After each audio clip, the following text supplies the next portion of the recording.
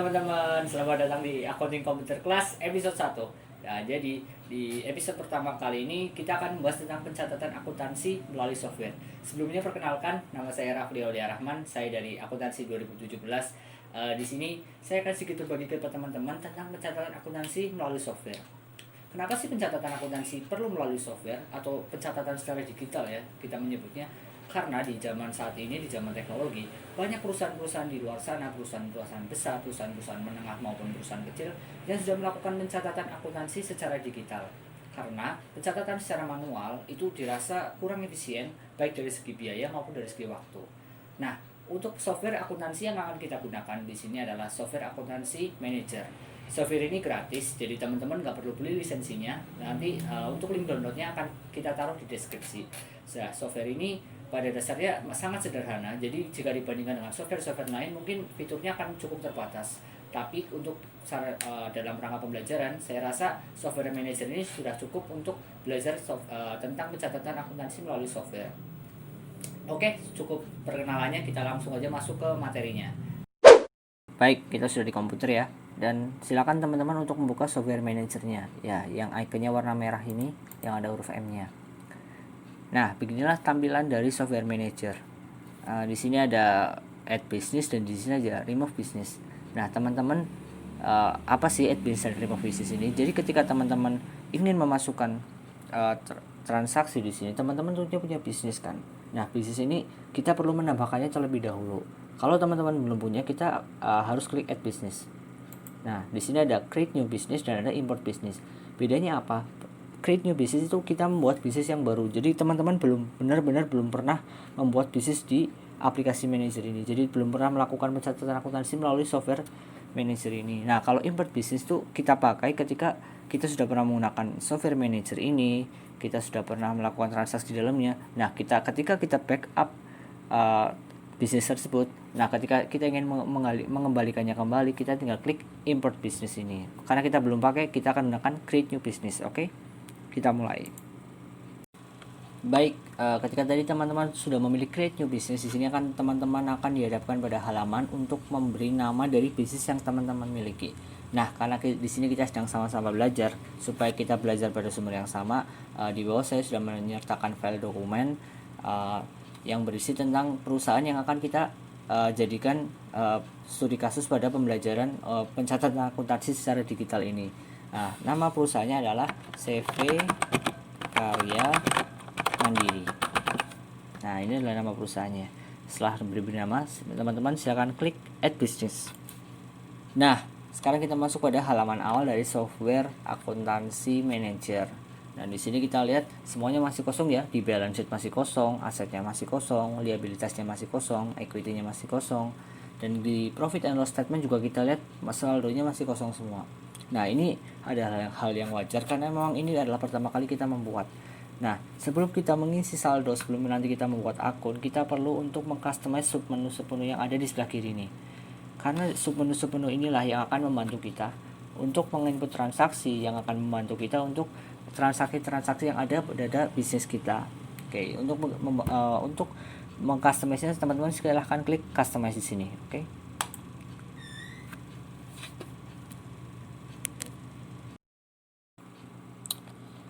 Nah, setelah tadi teman-teman masuk ke menu customize di sini, teman-teman bisa melihat ya ada banyak sekali submenu-submenu di sini yang bisa kita gunakan untuk membantu kita dalam menginput transaksi. Nah, karena di sini perusahaan yang kita jadikan contoh adalah perusahaan dagang, maka di sini kita akan masukkan submenu-submenu yang terkait dengan perusahaan dagang. Nah, kita mulai dari bank accounts. Teman-teman tentunya tahu lah ya bank accounts itu apa dan cash account itu apa. Ini adalah berkaitan dengan cash dan juga bank. Nah, di sini kita akan memasukkan juga receipt and payment.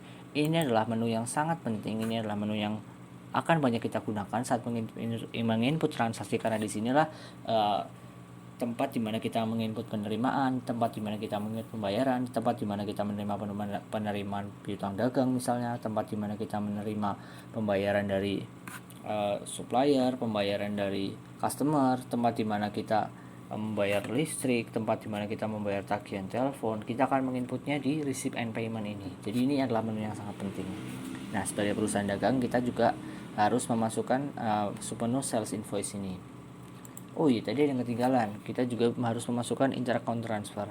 Karena pada perusahaan yang kita gunakan kali ini ada kebijakan akuntansi yang menyatakan bahwa setiap bulannya perusahaan akan mentransfer kas ke dalam rekening bank milik perusahaan. Jadi kita membutuhkan submenu inter-account transfer. Ya, tujuannya untuk apa? Karena di submenu inter-account transfer ini memungkinkan kita untuk mentransfer saldo dari akun satu ke akun yang lain. Biasanya kan akun kas ke akun bank ya. Jadi kita akan menggunakan submenu ini. Kemudian kita juga di sini menginput customer, karena sebagai perusahaan dagang tentunya kita punya customer yang sudah biasa membeli produk kita. Nah, di sini kita memasukkan customer, submenu customer, karena ini nanti kita gunakan untuk menginput customer yang berkaitan dengan usaha kita. Selain sales invoice, kita masuk ke bawah lagi. Di sini kita centang inventory item. Tentunya dong sebagai perusahaan dagang pastinya punya inventory, pastinya punya persediaan barang dagang. Nah, di sini tempat kita menginput apa saja sih yang perusahaan jual, apa saja sih yang perusahaan yang kita jadikan contoh ini jual. Nah, di sini di inventory item. Kemudian kita masuk ke bawah. Di sini kita juga menemukan submenu fixed asset. Teman-teman tahu dong pastinya fixed asset itu apa? Fixed asset adalah aset tetap ya, pastinya mulai dari tanah, bangunan, mobil, kendaraan dan sebagainya. Fixed asset. Nah, selain fixed asset tentu saja kita tidak boleh ketinggalan yang namanya depreciation. Nah, untuk membuat depresiasi ini, untuk memasukkan transaksi tentang depresiasi aset tetap, kita gunakan depreciation entries di sini. Nah, kalau misalnya ada aset-aset tak berwujud, teman-teman juga bisa masukkan di intangible asset. Tapi karena di sini tidak ada, jadi kita nggak akan pakai ya. Gitu. Nah, selain itu kita juga menggunakan submenu jurnal, karena ini yang nanti kita gunakan untuk membuat jurnal-jurnal, misalnya jurnal terkait penyesuaian. Nah, ini nanti kita akan gunakan submenu jurnal entries ini. Kemudian kita membuat submenu report juga, karena ini sangat penting. Submenu report ini berguna untuk membuat laporan secara instan. Jadi teman-teman nggak perlu lagi nih harus cross check sana sini, harus lihat buku besar. Nah, teman-teman bisa langsung lihat di report. Teman-teman bisa langsung membuatnya secara instan, secara cepat gitu. Mulai dari laporan prosesi keuangan, laporan perubahan ekuitas, sampai laporan laba rugi dan banyak laporan-laporan lainnya teman-teman bisa buat di menu report sini. Dan juga menu settings untuk membantu kita untuk mengatur ya mungkin banyak hal yang bisa kita atur di sini. Kita masukkan menu settings. Kalau sudah semuanya, teman-teman silakan klik update. Nah, setelah teman-teman tadi selesai mengcustomize dari submenu di samping ini, teman-teman bisa lihat di sini jadi banyak kan ya submenunya. Nah, submenu inilah yang akan membantu kita saat melakukan pencatatan akuntansi atau pencatatan keuangan secara digital. Nah, langkah selanjutnya adalah menginput saldo awal. Menginput saldo awal adalah hal yang sangat penting, karena di sini kita berasumsi bahwa usaha yang sudah kita dirikan, usaha yang sedang kita jadikan bahan dalam pembelajaran sini adalah usaha yang sudah berjalan. Sebagai usaha yang sudah berjalan, mereka pasti sudah punya aset, mereka pasti sudah punya utang, mereka pasti juga punya modal. Nah, inilah yang harus kita sesuaikan supaya apa? Supaya transaksi-transaksi selanjutnya sudah bisa mewakili keadaan perusahaan yang sebenarnya. Gitu. Ini adalah langkah yang sangat penting. Jadi, untuk membuat misi saldo awal ini, kita harus membuat akun-akunnya terlebih dahulu. Kita lihat di sini kan masih kosong, belum ada apapun di sini, benar-benar masih sangat kosong. Jadi kita harus membuat chart of account-nya dulu. Gimana cara membuat akunnya? Kita akan buat pelan-pelan. Nah, ini tampilannya udah saya minimize ya untuk memudahkan kita biar membuat akunnya ini lebih gampang, supaya kita bisa lihat nama akunnya beserta kode akunnya lebih mudah. Oke, yang pertama di sini kita akan membuat bank account dulu terlebih dahulu. Yang pertama adalah bank account. Kita klik bank accounts, lalu kita klik new. Nah, di sini kita masukkan karena di sini kita menggunakan bank, maka di sini kita tulis nama bank yang digunakan. Bank yang digunakan di soal ini adalah Bank BRI. Jadi kita tulis Bank BRI ya. Bank BRI dengan kode akunnya adalah 11.200 seperti yang ada di sini. Teman-teman bisa lihat ya. Oke. Lalu teman-teman get create. Nah, lalu teman-teman masuk ke summary lagi. Nah, di sini kita lihat sudah ada akun cash at bank. Nah, kemudian kita buat cash account juga. Caranya sama, teman-teman silakan ke cash account.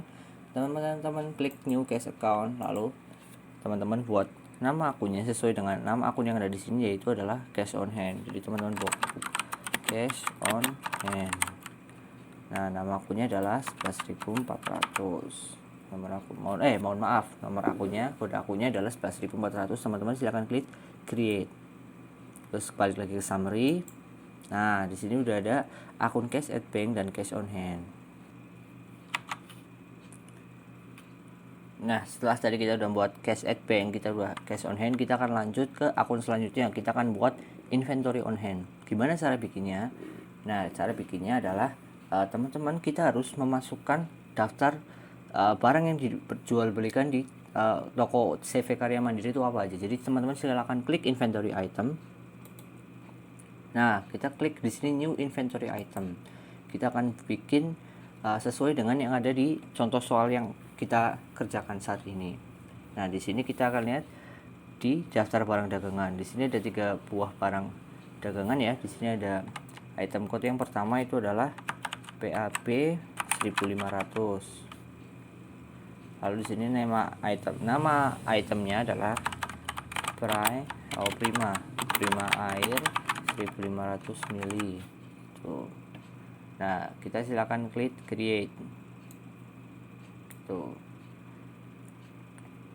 Begitu juga selanjutnya kita langsung lanjutkan.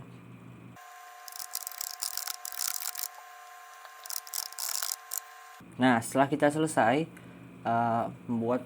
memasukkan nama-nama barang dagangannya, kita balik lagi ke summary. Nah, kita lihat di sini udah ada inventory on hand. Oke. Kita akan lanjut membuat akun selanjutnya.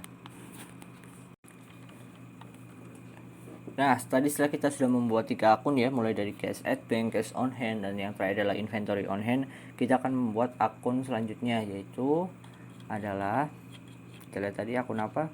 Akun receivable. Nah, di sini kita harus membuat akun receivable. Gimana caranya? Pertama, kita harus menginput customer yang ada di daftar soal ini. Jadi kita klik dulu customer. Nah, kita lihat dulu daftar customernya siapa aja. Nah, di sini ada kurang lebih ada 10 customer ya. Kita tinggal untuk membuat daftarnya, kita tinggal klik new customer. Lalu kita klik namanya, misalnya yang pertama adalah Choco City. Kodenya adalah C001 gitu. Nah, kalau misalnya di sini ada bisnis bisnis billing address-nya, email address-nya silakan diisi. Nah, saya di sini cuma nama dan kode aja. Jadi teman-teman langsung klik create aja. Oke. Nah, begitu juga teman-teman silakan input dari 1 sampai 10. Oke.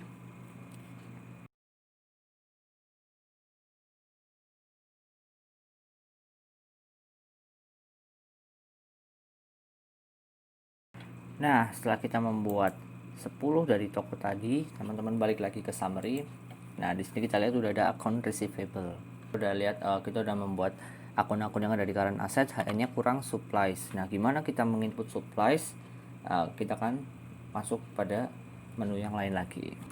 Oke, selanjutnya kita akan membuat akun yang ada di sini lagi. Kita lihat ada akun supplies, perlengkapan.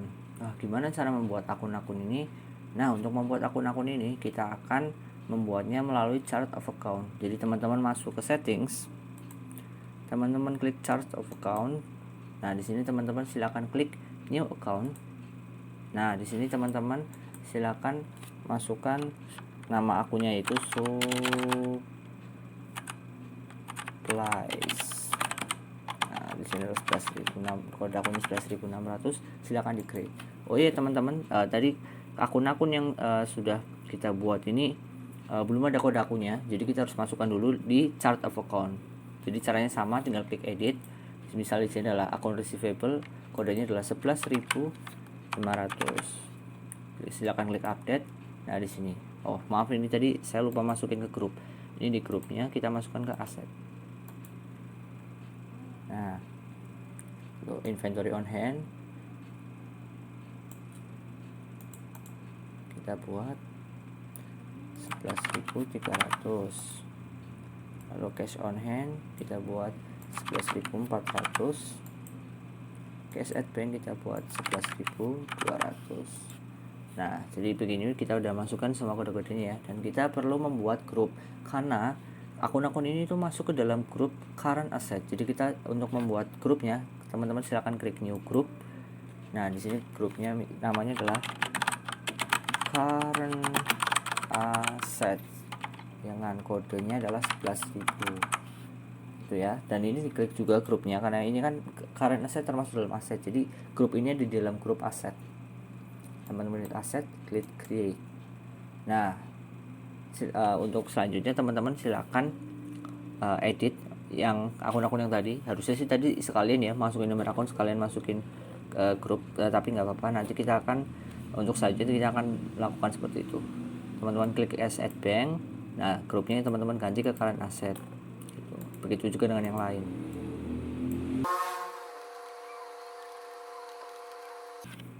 Nah, setelah masuk semua di sini ya, teman-teman bisa lihat kita udah membuat satu kelompok akun gitu. Nah, kita juga harus membuat akun yang lain. Nah, akun yang akan kita buat selanjutnya adalah fixed asset. Nah, di sini untuk membuat fixed asset kita masuk dulu ke fixed asset gitu. Nah, kita buat new fixed asset. Cukup.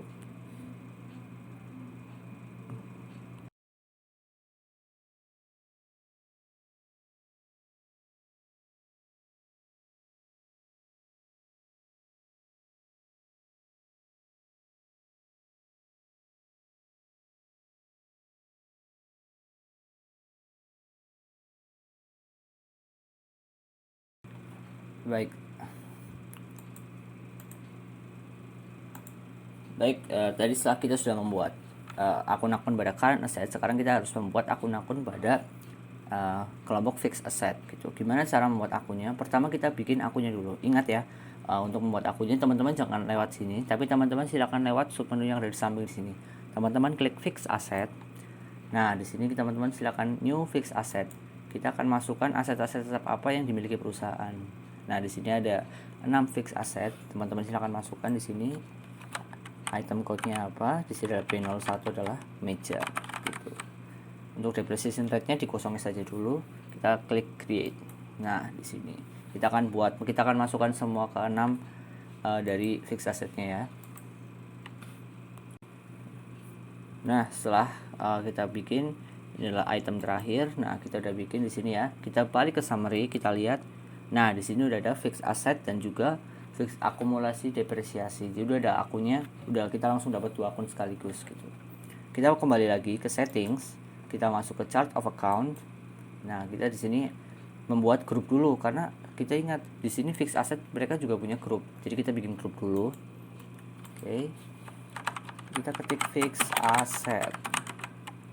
Kodenya adalah 13.000. Grupnya adalah aset. Gitu. Kita klik create. Nah, dari sini edit dulu fixed assetnya, kita masukkan kode akunnya yaitu 13.500. Kita ganti grupnya ke fixed asset, update. Nah, kita lakukan hal yang sama. Di sini adalah 13.600, kita masukkan ke fixed asset gitu. Nah, di sini kita sudah selesai membuat sampai fixed asset, kurang lebih seperti itu. Nah, sekarang kita balik ke summary lagi. Nah, baik, kita udah di summary lagi di sini. Sekarang waktunya kita membuat akun-akun yang lain yang ada di dasar akun ini. Nah, kita akan membuat salaries payable dan VAT payable. VAT itu PPN ya, PPN. Nah, kita akan untuk membuatnya kita akan masuk dulu ke menu settings. Nah, di chart of account kita klik new account. Nah, di sini kita membuat salaries payable ini dulu. Kita buat salaries payable dengan cara salaries payable.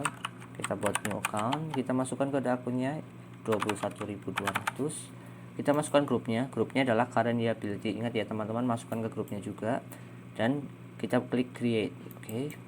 Nah, kita bikin lagi. Kita bikin akun lagi yaitu VAT payable. Kita bikin dengan nama VAT payable atau utang PPN kita mengenalnya. Masukkan kode akunnya 21.300 dan masukkan ke grup current liability juga. Teman-teman silakan klik create. Nah, dari sini kita balik lagi ke summary.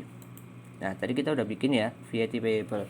Nah, kita harus membuat tax code-nya dulu. Kita harus membuat kode pajaknya dulu. Untuk supaya apa? Supaya kita bisa mudah menghubungkan antara akun ini dengan jumlah besaran pajak yang harus dibayarkan pada tiap transaksinya. Jadi untuk membuatnya teman-teman masuk dulu ke settings, masuk ke text code.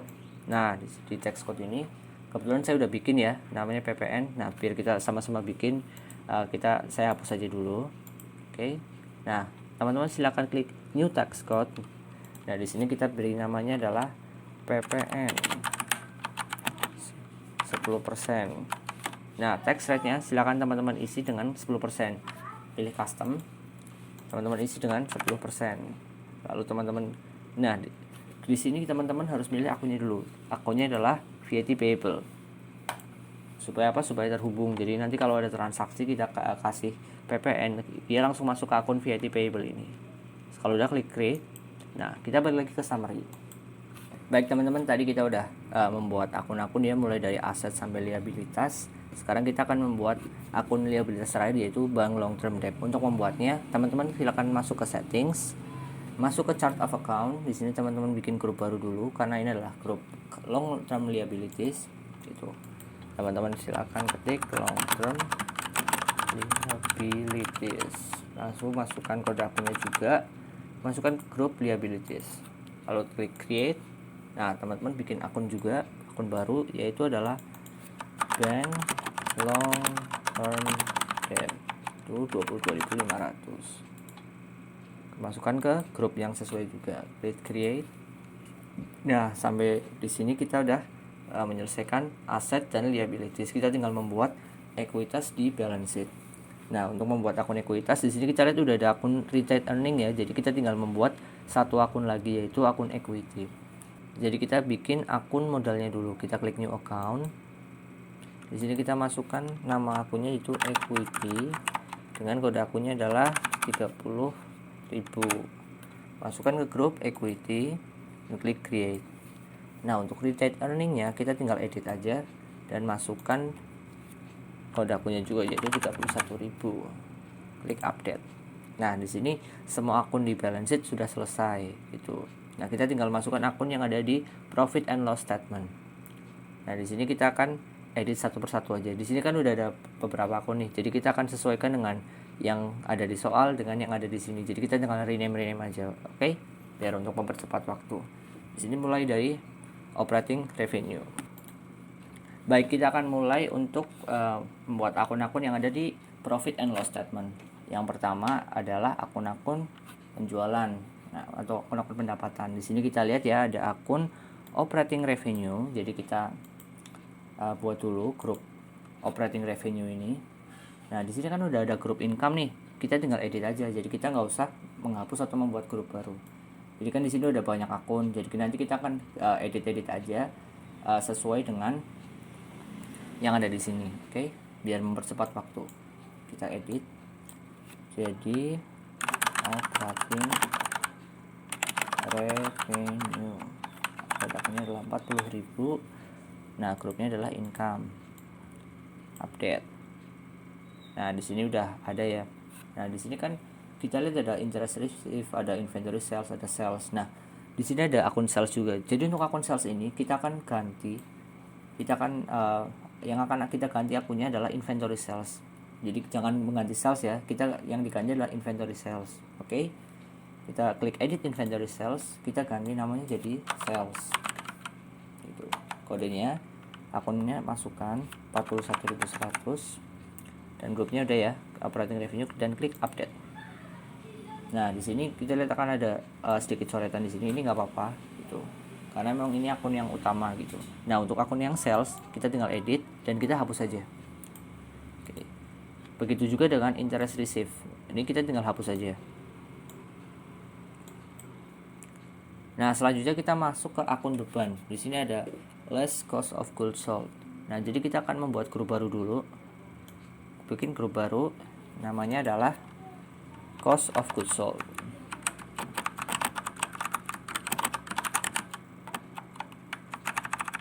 Nah, semua akun yang kita buat di sini pada dasarnya akan bersaldo normal di debit.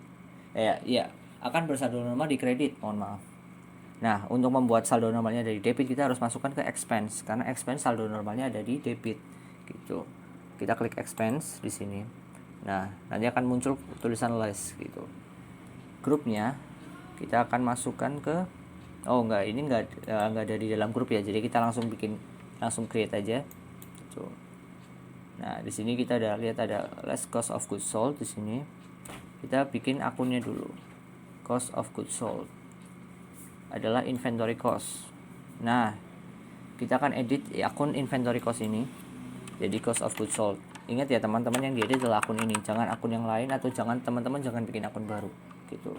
Karena nanti kalau teman-teman bikin akun baru, nanti saat bikin laporan malah gak masuk ke akun yang udah disediakan di sini. Jadi teman-teman pakai akun inventory cost, teman-teman edit aja namanya jadi cost of goods sold atau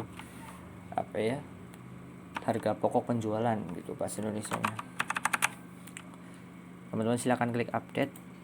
Teman-teman ganti grup dulu, mohon maaf, teman-teman ganti grup dulu jadi cost of goods sold, di update.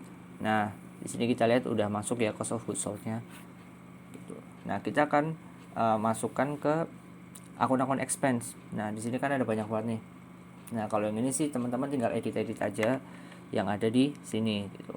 Teman-teman tinggal misalnya di sini kita administration expense, di sini nggak ada kan. Jadi kita akan bikin atau edit aja. Misalnya di sini saya milih edit ya. Kalau teman-teman bikin nggak apa-apa sih. Kita akan edit, jadi saya akan ganti jadi administration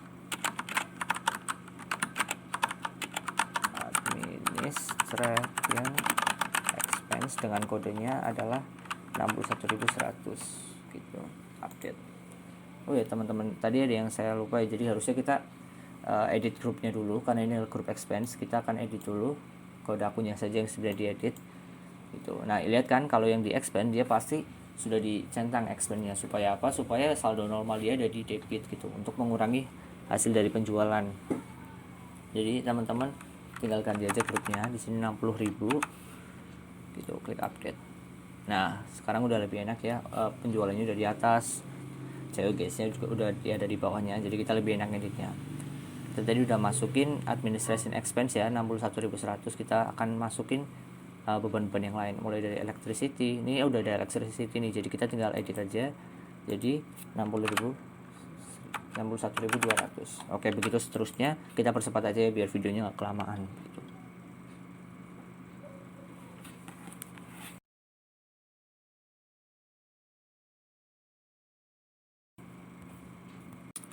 Baik teman-teman, di sini saya udah masukin semua akunnya ya. Jadi tinggal sisa berapa akun ini, saya langsung hapus aja ya. Tuh. Nah, sekarang kita udah selesai membuat akun-akunnya. Sekarang teman-teman bisa mampir ke summary lagi. Baik, sekarang waktunya kita untuk memasukkan saldo awal. Nah, setelah tadi kita masuk ke menu starting balance, di sini kita tinggal input saldo awalnya sesuai dengan yang ada di soal gitu. Di sini kita lihat ya di soal ya. Nah, di sini ada cash at bank, kita masukkan dulu, yaitu adalah 25 juta rupiah. Jadi caranya begini ya teman-teman, tinggal diklik edit, lalu teman-teman masukin saldonya. Nah, di sini ada inventory on hand, persediaan barang dagang, teman-teman klik dulu. Nah, di sini kan lebih kompleks nih, teman-teman lihat di tabel selanjutnya gitu. Di tabel selanjutnya lebih detail berapa kuantitasnya. Teman-teman tinggal masukin aja, kurang lebih seperti ini. Mungkin saya percepat aja ya biar nggak kelamaan.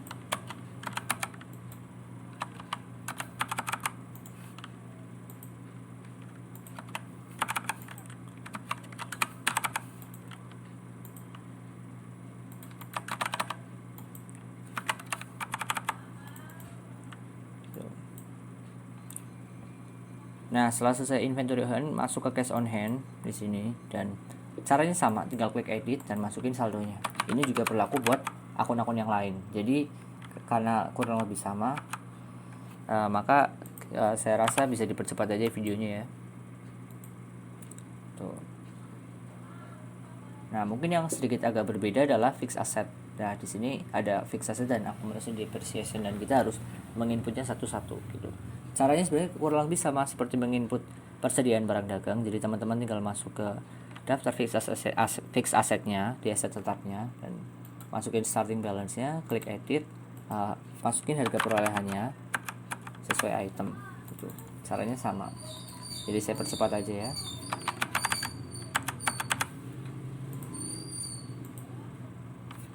Nah, setelah selesai kita masuk menginput fixed asset, kita masuk ke akumulasi depresiasinya. Teman-teman juga sama caranya, tinggal diedit dan masukkan saldonya.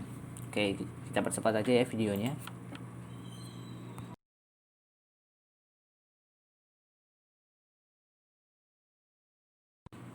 Nah, setelah selesai masuk ke ini, kita tinggal input akun-akun yang lain seperti utang jangka panjang, utang bank jangka sepanjang, modal gitu, sesuai dengan yang ada di soal. Caranya sama, tinggal klik edit dan masukkan saldonya aja. Nah, untuk melihat apakah saldo kita sudah balance apa belum, kita bisa lihat di bawah ini, di sini antara debit dan kredit harus sama ya, supaya kita tahu apakah sudah balance apa belum. Gitu. Nah, dengan begini kita sudah siap untuk menginput transaksi pada setiap bulannya melalui software ini, karena saldo awalnya udah ada, udah diisi semua, dan kita udah siap untuk melakukannya gitu.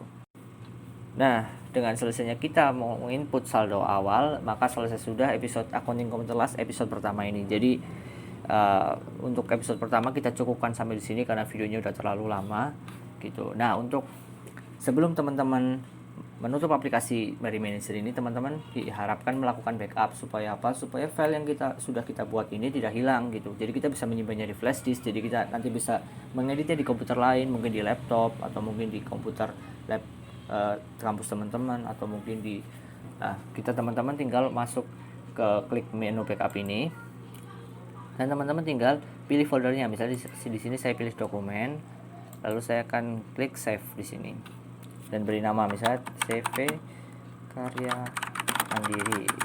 Nah, dengan begitu nanti kalau teman-teman misalnya ada apa-apa, teman-teman masih punya backupnya, teman-teman tinggal import bisnisnya dan teman-teman udah dapat file yang sama seperti ini lagi. Jadi nggak perlu input dari awal lagi gitu. Oke, cukup dari episode pertama Accounting Computer Class kali ini. Baik, sekian Accounting Computer Class episode pertama kali ini. Terima kasih teman-teman sudah memperhatikan. Mohon maaf jika ada tutur kata yang kurang berkenan. Saya Rafli Olehman dan selamat pagi.